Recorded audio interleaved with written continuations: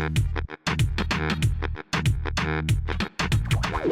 guys, what's good, what's happening, and what's going on? Well, to start this off, you've probably seen the video where we did the foreign exchange snacks, and last night I had one. It was one of those tube things. And I was like, okay, this is interesting, but I don't know what the taste is. So I used Google Lens, as per somebody on Facebook saying, why not use Google Lens to see exactly what you're eating? Figured we'd start off by having another one of those Japanese snacks. This is another one of those goofy tubes with writing on it that apparently loosely translates, according to Google, to takoyaki flavor, dance, oops, octopus. I'm scared. So let's crack into this and I'll show you what this thing looks like. You guys know what cheesies are, or cheesy poofs, or, well, literally this thing, I didn't know what to expect at first. I was expecting it to be like a rice cake or something, but this thing is just a massive cheesy poof.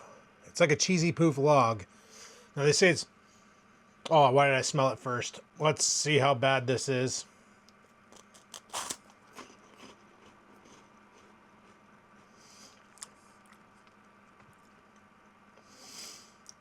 That's actually pretty good. Now, I tried to scan the nutrition facts on the back. Couldn't get the information off of it. So I'm just gonna say this is probably at least 150 calories worth. And it's not too bad. It's actually pretty good.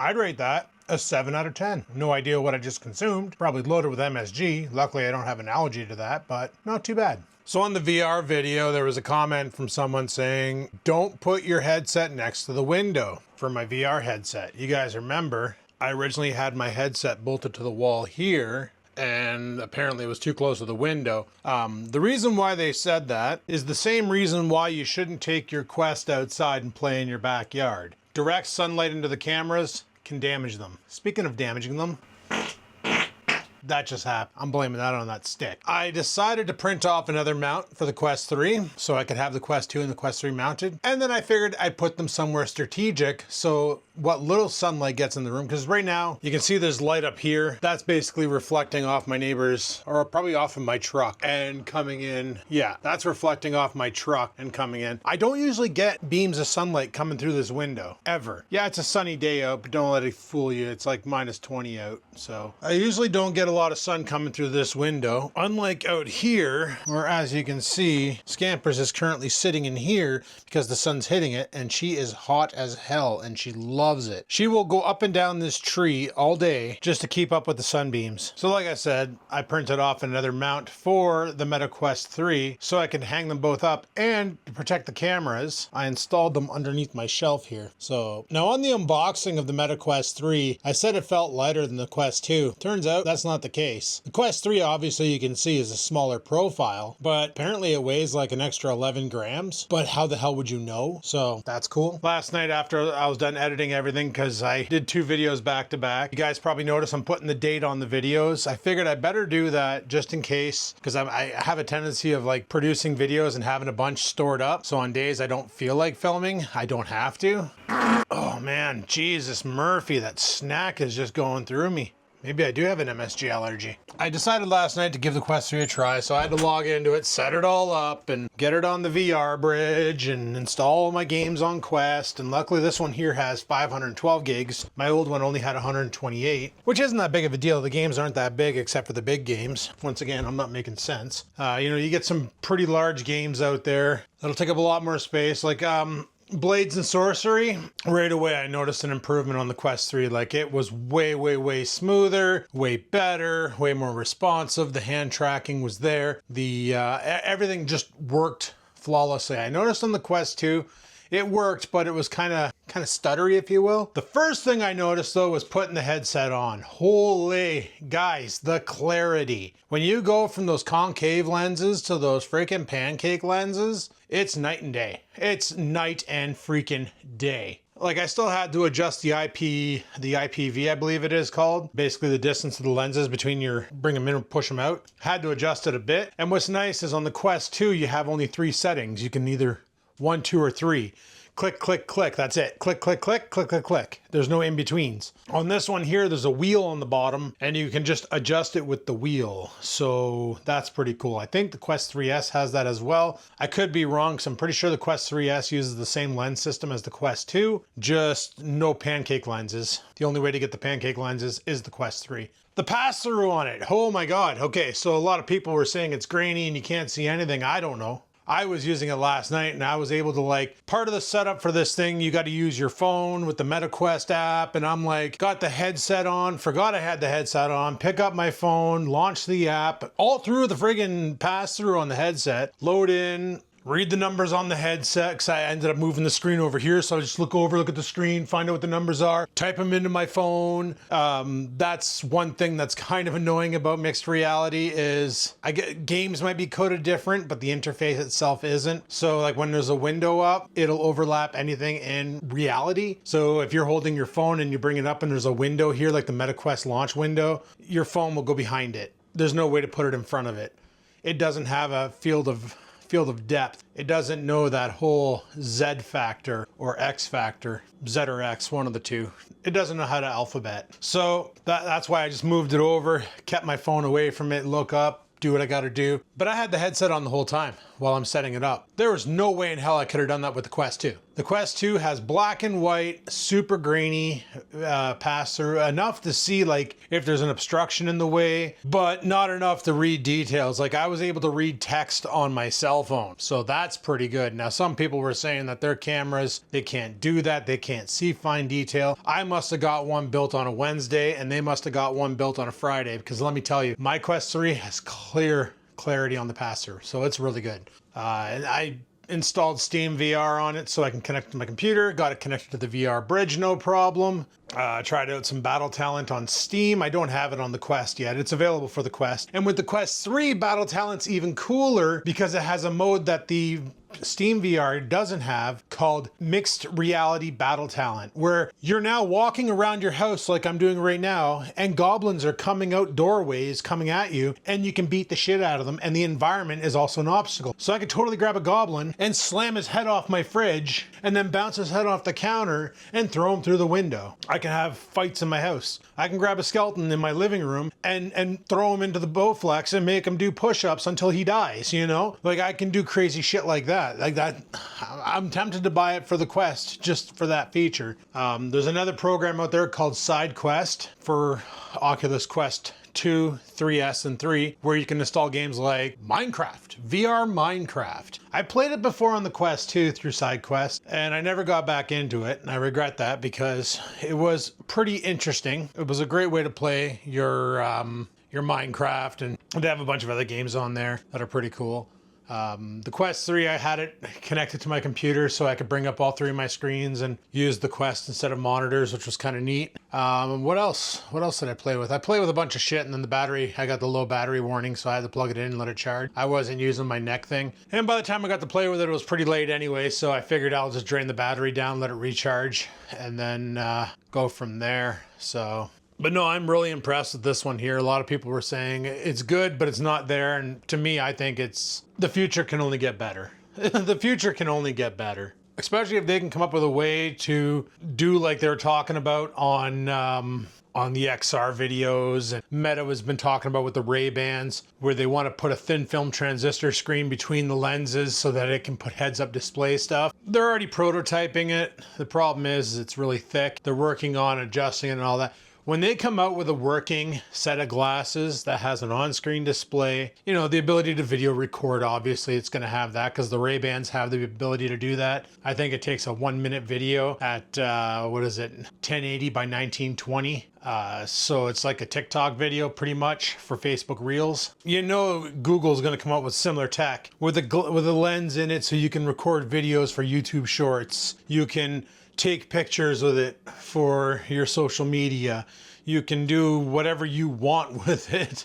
It's going to have the heads-up display. It's going to have Gemini built in, so you have an assistant that you can be like, oh, you're driving down the highway. Oh, man, we're running low on gas. Hey, Gemini, where's the next gas station? Oh, the next gas station is 2.2 kilometers away, and then it highlights it on the screen as you're getting closer. It tells you where it is. That's going to be the future. Now, some of you probably remember in the video I said I'm not going to bother getting the Quest 3. I got the Quest 2. I'm going to wait for Google to release their stuff. And then I got to thinking, how many times has Google released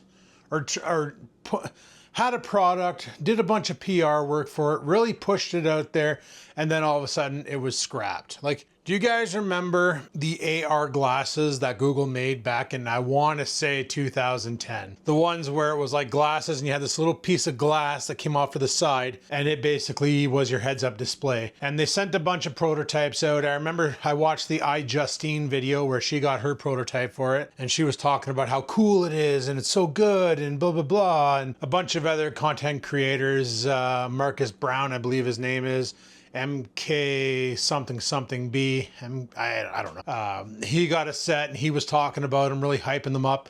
And there was so much hype about this product, and then all of a sudden it was just gone. Google is notorious for doing that. Now, the only thing that's given me hope about the XR program is they already have a bunch of partners ready to go with it. They got Samsung on board. They got Acer on board. They have Asus on board. They have tons of companies on board. And what's really nice about Google XR is it's going to be able to do something that MetaQuest can't do right now without the help of a special cable. And that is connect to your Xbox or your PlayStation and become the view screen. Apparently you can do it right now with an HDMI cable that goes HDMI to USB-C. You can jack it into the helmet, install some third-party application with developer access, and you can use, wired mind you, your headset as your Xbox One X monitor or your PlayStation 5 monitor. XR has that ability right now where you can just play Xbox games on your cell phone through streaming, and that's all done through Android. What I don't get is MetaQuest, Meta Horizon, is based on Android. They just reskinned it and rewrote it and modified it to Meta's needs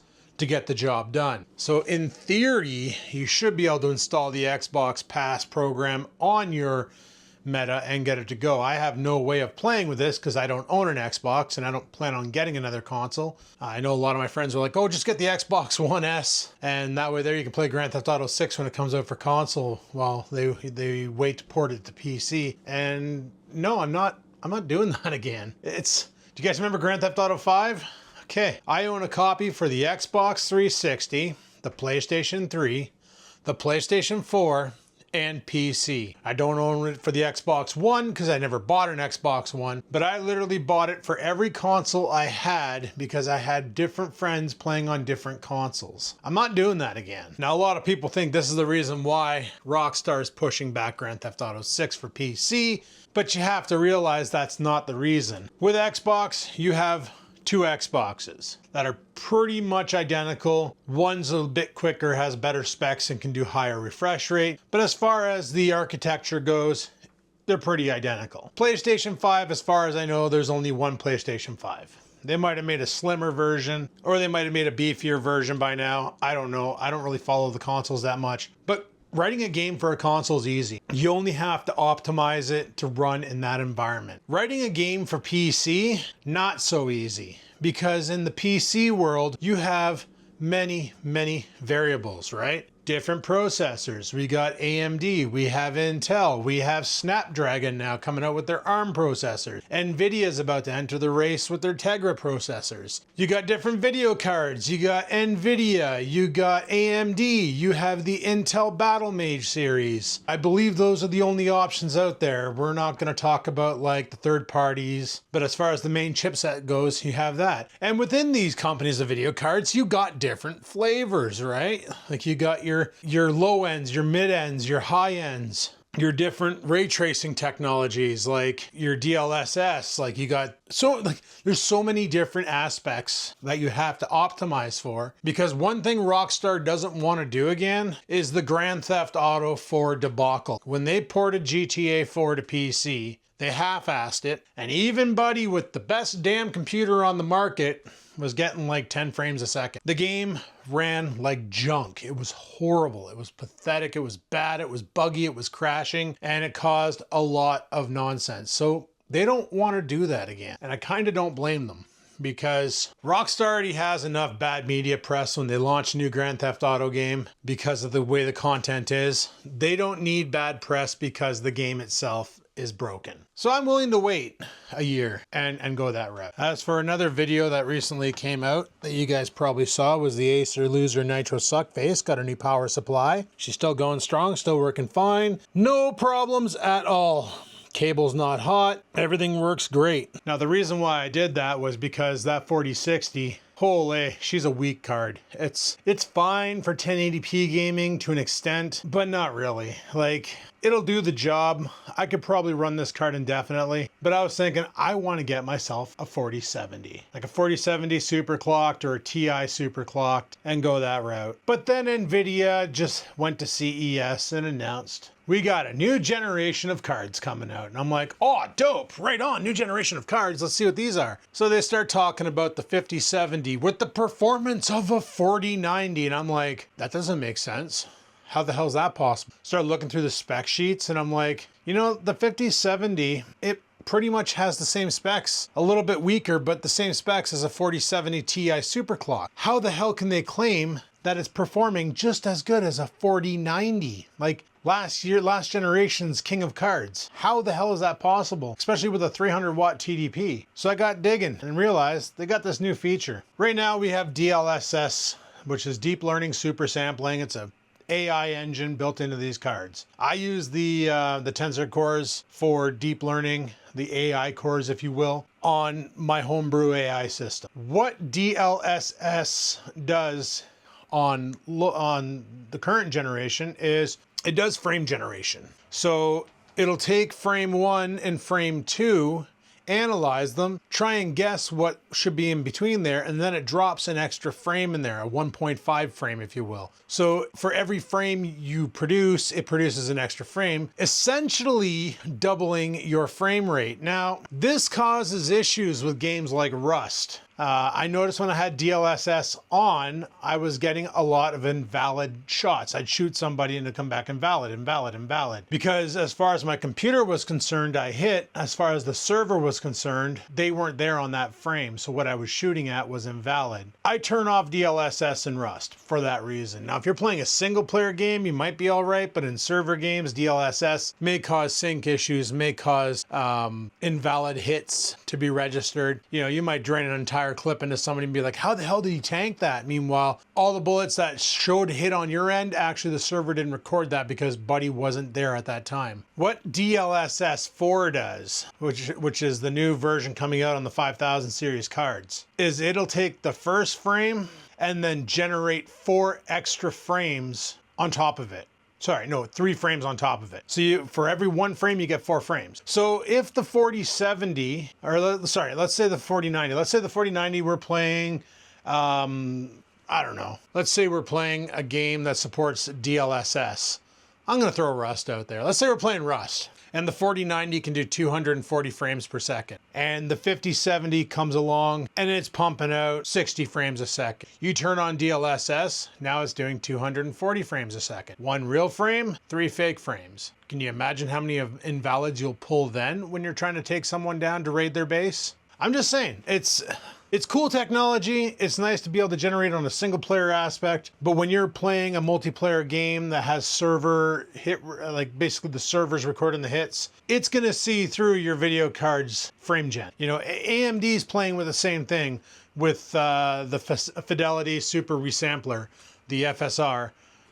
With frame gen there. I use it on my my Dell laptop with the built-in Radeon card, because you can install FSR's open source. You can install it on anything. You want to install it on NVIDIA, apparently you can do it. I installed it on a on that card, and before I'd play Rust, I get about 26 to 30 frames a second. With FSR turned on, I can push about 46 to 50 frames per second. which is pretty good for a laptop with an embedded GPU. Now, it also has some other features, like DLSS has some other features as well where it can upscale. So what it'll do is it'll run the game at like 720p, but then the AI will go in and upscale it to 1440p.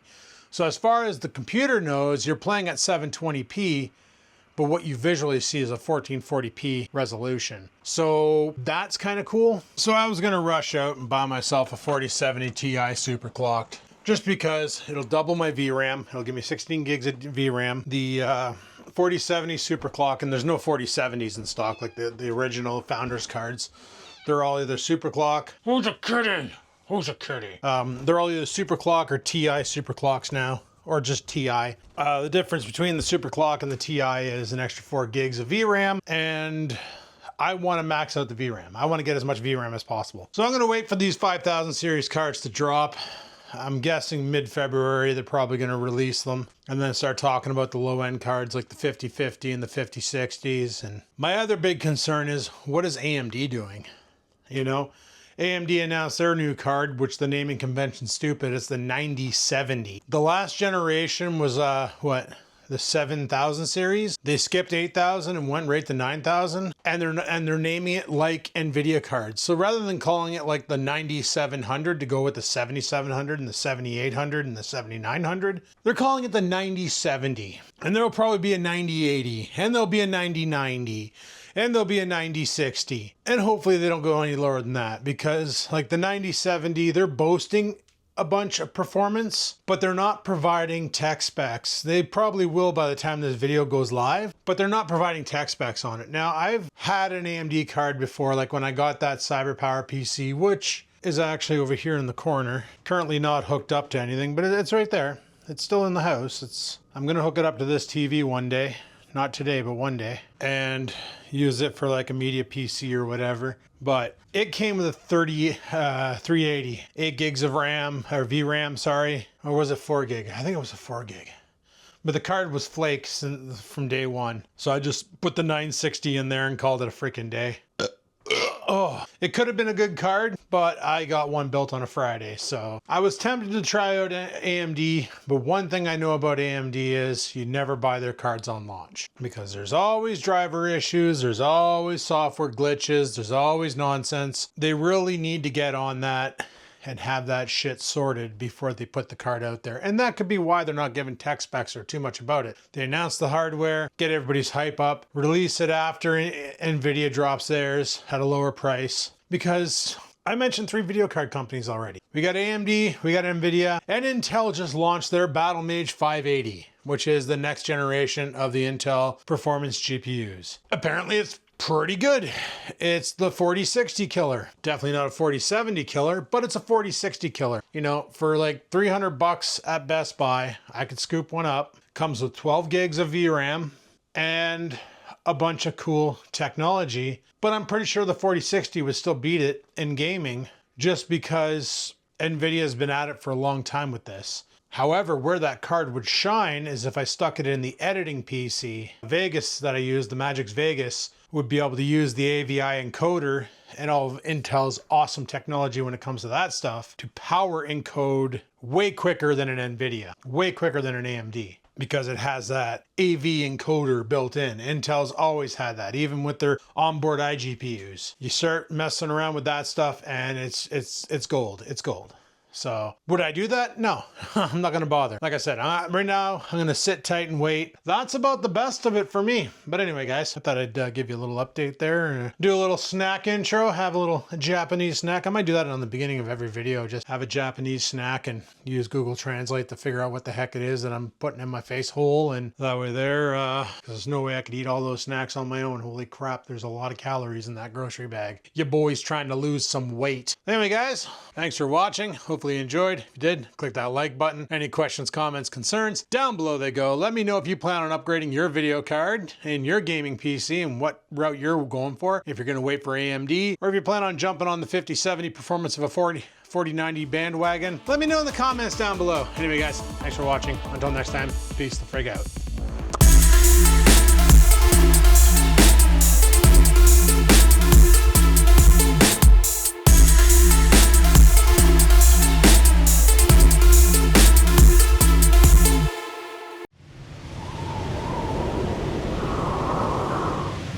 Sit, stupid, sit. Good dog.